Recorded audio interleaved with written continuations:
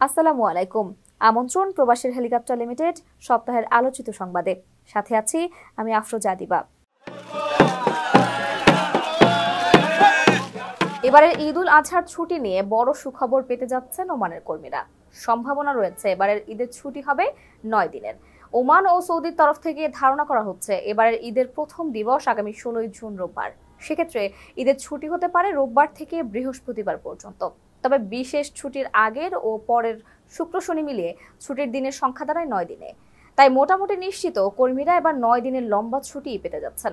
30 বছর ধরে সঠিক অনুমান করার সুনাম রয়েছে ওমান অ্যাস্ট্রোনমিক্যাল সোসাইটির পর্যবেক্ষক প্রধান আব্দুল ওয়াহাব আল বুসাইদের। তিনি বলেন, জ্যোতির্বিদ্যার গণনা অনুযায়ী আগামী 7 জুন জিলহজ মাস শুরুর সম্ভাবনা রয়েছে।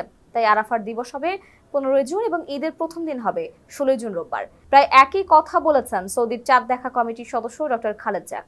এক ভিডিও বার্তায় তিনি 16 জুন ঈদ হবে বলে শক্ত ধারণার কথা জানিয়েছেন। ঈদ উল আজহা মুসলমানদের সবচেয়ে বড় দুটো ধর্মীয় উৎসবের একটি। বাংলাদেশে যা কোরবানির ঈদ নামেও পরিচিত, ঈদ উল আজহা হলো ত্যাগের উৎসব, যার মূল প্রতিপাদ্য বিষয় হচ্ছে ত্যাগ করা। এই দিনটিতে মুসলমানেরা তাদের সাধ্যমতো ধর্মীয় নিয়ম অনুযায়ী উট, গরু, দুম্বা কিংবা ছাগল আল্লাহর নামে কোরবানি করে বা জবাই দেন, যা মুসলিম জাতির পিতা হযরত ইব্রাহিম আলাইহিস সালামের সময়কালে শুরু হয়।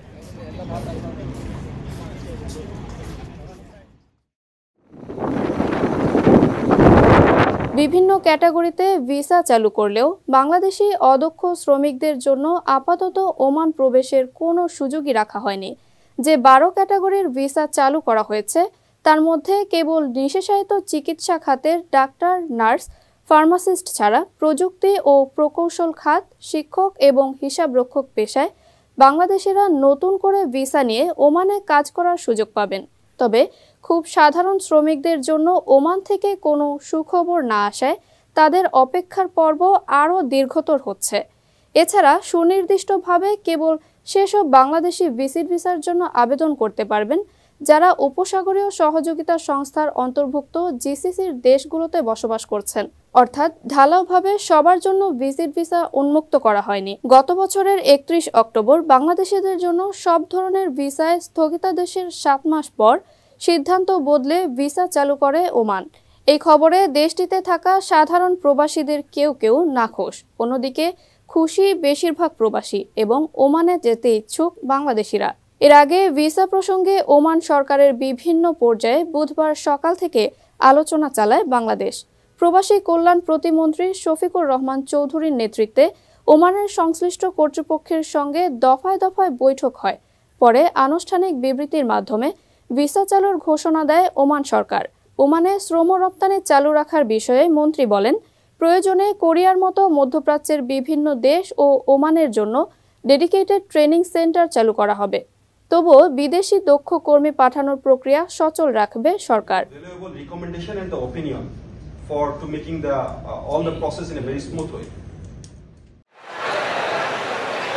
মালয়েশিয়ায় শ্রমিক পাঠানোয় সংকট তৈরির সঙ্গে জড়িত ব্যক্তিদের ছাড় দেওয়া হবে না, তাদের বিরুদ্ধে শাস্তিমূলক ব্যবস্থা গ্রহণ করা হবে বলে মন্তব্য করেছেন প্রবাসী কল্যাণ ও বৈদেশিক কর্মসংস্থান প্রতিমন্ত্রী শফিকুর রহমান চৌধুরী। শনিবার সাংবাদিকদের এই কথা বলেন তিনি। এ সময় প্রতিমন্ত্রী বলেন, যে বা যারা এই সংকট সৃষ্টির পেছনে দায়ী তদন্ত কমিটি হবে। তদন্ত কমিটির মাধ্যমে যাদের বিরুদ্ধে বিষয়গুলো উঠে আসবে তাদের বিরুদ্ধে শাস্তিমূলক ব্যবস্থা গ্রহণ করা হবে। মালয়েশিয়া সরকারের ঘোষণা অনুযায়ী 31 মের পর বাংলাদেশ সহ 15 দেশের শ্রমিক দেশটিতে ঢুকতে পারবেন না। এই ঘটনায় শুক্রবার শেষ মুহূর্তে মালয়েশিয়া যাওয়ার জন্য উপচে পড়া ভিড় ছিল শাহজালাল আন্তর্জাতিক বিমানবন্দরে। কিন্তু ভিসা পেয়ে কয়েক লাখ টাকা খরচ করেও মালয়েশিয়া যেতে পারেনি 30,000-এর বেশি বাংলাদেশি কর্মী। হ্যাঁ, হঠাৎ করে বলতেছে ঠিক আছে টিকিটের দাম বেশি এবং যেখানে কন্ট্যাক্ট করছি 4,80,000 টাকা, সেখানে আমার 6 লক্ষ টাকা দেওয়া লাগছে। আমার সাথে কথা ছিল 4,80,000 টাকা এবং তারা বলতেছে এখন টিকিটের দাম বেশি, অমুক তমুক এই সেই বইলে আরও 6 লক্ষ টাকা, আমার টোটাল 6 লক্ষ টাকা আমার কাছ থেকে নিচ্ছে। যদি কপালে না থাকে তাহলে তো যাইতে পারবো না, না যাইতে পারলে তো মানে সমস্যাটা তো আমাদের, মানে ভুক্তভোগী তো আমরা। আমঘরে রাত্রে 1টা বাজে কল দিয়া কইতাছে রুমেতে বাইরিতাম এয়ারপোর্ট আইতাম, আইয়া আমগো টিকিট হইছে সকালে 6টা বাজে কনফার্ম।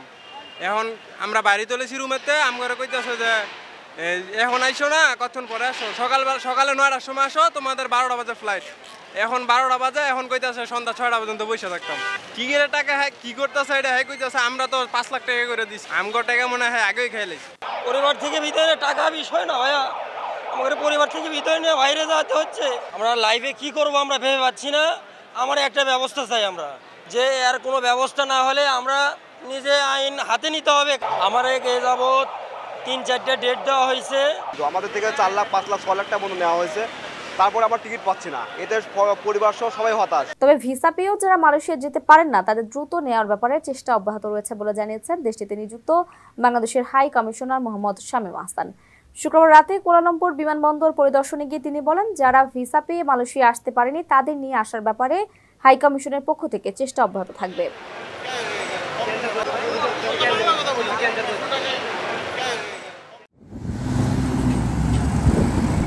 আরব দেশ কুয়েতের নতুন ক্রাউন প্রিন্স নিযুক্ত হয়েছেন দেশটির সাবেক প্রধানমন্ত্রী Sheikh Sabah Khaled Al Hamad Al Sabah. আমির Sheikh Meshal Al Ahmad Al Sabah শনিবার এই ঘোষণা দেন। Sheikh Sabah Khaled Al Hamad অতীতে প্রধানমন্ত্রী ছাড়া পররাষ্ট্রমন্ত্রী হিসেবে দায়িত্ব পালন করেছেন। সিংহাসন গ্রহণের মাত্র 6 মাস এবং সংসদ স্থগিত করার কয়েক সপ্তাহ পরে এই সিদ্ধান্ত নিলেন কুয়েতের আমির।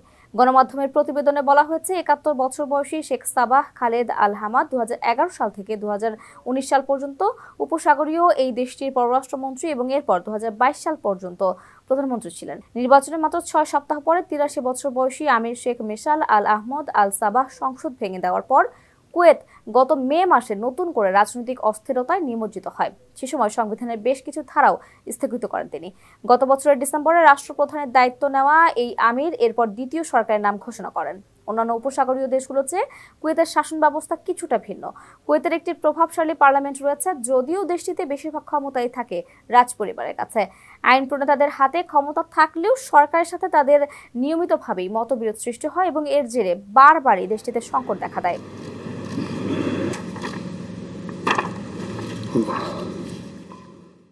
প্রবাস টাইমের সংবাদ প্রচারের পর ওমানে অচল গৃহবন্দী হয়ে থাকা প্রবাসী জসিমের পাশে দাঁড়িয়েছে দূতাবাস। ভিসা নিয়ে ওমান সরকারের সাথে আলোচনায় ব্যস্ত সময়সূচির মধ্যেও রাষ্ট্রদূতের নির্দেশে তার চিকিৎসার সার্বক্ষণিক তদারকি করা হয়। এছাড়া দূতাবাসের পক্ষ থেকে সংশ্লিষ্ট কোম্পানির সাথে যোগাযোগ করে ইন্স্যুরেন্সের পাওনা অর্থ আদায় করার চেষ্টা চালানো হচ্ছে। চরম অসহায়ত্বে দূতাবাসের সহযোগিতা পেয়ে কৃতজ্ঞতা প্রকাশ করেছেন জসিম। বাংলাদেশ রাষ্ট্রদূত ওমান শাখার প্রতি ধন্যবাদ ও কৃতজ্ঞতা প্রকাশ করতেছি আমি এবং আমার পরিবার। আমার অল্প সময়ের মধ্যে আমার খোঁজখবর নেওয়ার জন্য, আমার চিকিৎসার ব্যাপারে এবং আমার ইন্স্যুরেন্সের টাকা আদায়ের ব্যাপারে। বিশেষ করে আমি গত 29 তারিখ আমি আবার এই অ্যাপয়েন্টমেন্টের জন্য এই কোলা হসপিটাল উদয় শাখা আমার ঊর্ধ্বতন কর্মকর্তারা আমাকে নিয়ে গেছে। আমার কোম্পানির ঊর্ধ্বতন কর্মকর্তারা আমাকে কোলা হসপিটাল নিয়ে গেছে উদয় শাখার। ওইখানে আমার অ্যাম্বাসেডারের ঊর্ধ্বতন কর্মকর্তারা সশরীরে আমার সাথে সাক্ষাৎ করছে এবং আমার খোঁজখবর নিছে এবং আমার ঊর্ধ্বতন কর্মকর্তার সাথে কথাবার্তা বলছে এবং আমার সুচিকিৎসার ব্যাপারে ওই ডাক্তারের সাথে কথা বলছে এবং আমার ইন্স্যুরেন্সের আদায়ের ব্যাপারে আমাকে আশ্বস্ত করছে।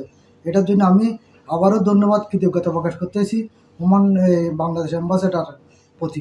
সাথে সাথে বিশেষ করে আমি প্রবাস টাইমের প্রতি কৃতজ্ঞতা প্রকাশ করতেছি। আমার এই ওনাদের মাধ্যমে আমার চালু করে এবং অ্যাম্বাসেডারের বাংলাদেশ রাষ্ট্রদূত ওমান শাখার প্রতি দৃষ্টি আকর্ষণ করা এবং বিশেষ করে ঊর্ধ্বতন কর্মকর্তার প্রতি আমার দৃষ্টি আকর্ষণ করা। আমি সাথে সাথে দুইটা ব্যক্তির বিশেষ এই কথা স্মরণ করতে হচ্ছে। একটা হচ্ছে রাজধানী কৃতি সন্তান ইয়াসিন চৌধুরী CIP, আরেকটা হচ্ছে আমার কাজিন আলী আকবর মানিক। ওনারা আমাকে সার্বিক সহায়তা করতেছে, সুপরামর্শ দিতে। এর আগে ওমানে থাকা এক বাংলাদেশি ভাগ্যের চরম নির্মমতায় অচল গৃহবন্দী হয়ে দিন কাটাচ্ছেন শিরোনামে সংবাদ প্রচার করে প্রবাস টাইম। চলতি মাসের শুরুর দিকে স্থানীয় এক নারী গাড়ি চালকের বেপরোয়া গতির বলি হন জসিম নামের ওই প্রবাসী। মোটরসাইকেলে তালাবাদ কোম্পানির ডেলিভারি কাজে যাওয়ার পথে ওই ওমানি নারী চালক বেপরোয়া গতিতে তাকে ধাক্কা দেন। মুহূর্তে মাটিতে লুটিয়ে পড়েন জসিম। পরে পুলিশ এসে তাকে রক্তাক্ত অবস্থা উদ্ধার করে কোলা হাসপাতালে পাঠায়। এ ঘটনায় হাসপাতালে ভর্তি করার 7 দিন পর জ্ঞান ফিরে আসে তার। তবে নিজ কোম্পানির ম্যানেজার ও তার সহযোগী আরো 2 প্রবাসীর অমানবিকতায় তিনি অচল হয়ে মানবেতর জীবনযাপন করছিলেন। জসিম জানান, কিছুটা সুস্থ হওয়ার পর কোম্পানির মিশরি ম্যানেজার, সুদানি অ্যাকাউন্টেন্ট এবং পাকিস্তানি ফোরম্যান মিলে ইন্স্যুরেন্স কোম্পানির সাথে আতাত করে তাকে হাসপাতাল থেকে ছাড়িয়ে আনে। এরপর অন্যায়ভাবে ইন্স্যুরেন্স থেকেও বঞ্চিত করার চেষ্টা চালায় কোম্পানি। পরে খবর পেয়ে দূতাবাসের পক্ষ থেকে তার সহযোগিতায় সকল ব্যবস্থা গ্রহণ করা হয়।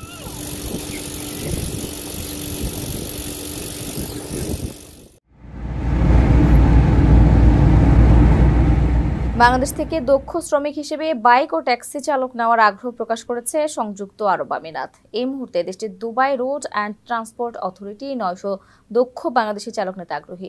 সম্প্রতি প্রবাসী কল্যাণ ও বৈদেশিক কর্মসংস্থান মন্ত্রণালয়ের প্রতিমন্ত্রী শফিকুর রহমান চৌধুরীর আরব আমিরাত সফরকালে মোটরযান চালক নিয়োগের বিষয়ে ইঙ্গিত দেয় আরটিএ।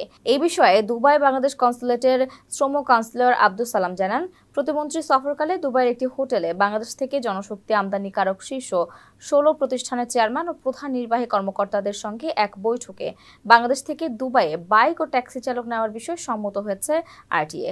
তিনি জানান, ইতোমধ্যে 900 কর্মীর ডিমান্ড লেটার হাতে পেয়েছেন তারা। তবে এই পেশায় নিয়োগের ক্ষেত্রে ভাষাগত দক্ষতার উপর বেশ জোর দিচ্ছে আরটিএ। এদিকে বাইক চালক নেওয়ার বিষয়ে জানা যায়, দুবাইতে ডেলিভারি কাজে সুযোগ পান বাইক রাইডাররা। তারা কাজ করেন কমিশন ভিত্তিতে, দিনে 8 ঘন্টা, আবার কেউ 12 ঘন্টা কাজ করেন। তবে বাংলাদেশের বাইকের লাইসেন্স থাকলেও আমিরাতে গিয়ে আবার লাইসেন্স নিতে হবে।